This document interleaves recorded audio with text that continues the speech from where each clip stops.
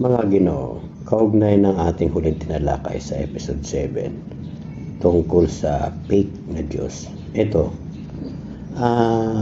meron ba tayong mababasa sa Biblia na magiging epekto sa mga relihiyon na naniniwala?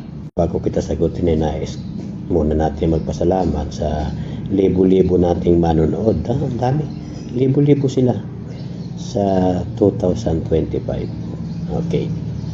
Diyan sa itaas, may malinaw tayong mababasa gaya na sinasabi sa talata.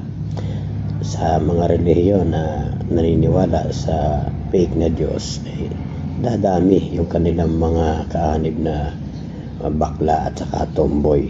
Yung mga pinuno nila, magiging bakla din. Naku, ay tama ka. Yung mga lalaki, ang gugustuhin na nila, kapwa nila lalaki. Kaya sa mga relihiyon na naniniwala sa fake na Diyos, ang masasabi natin, sila yung mga taong ang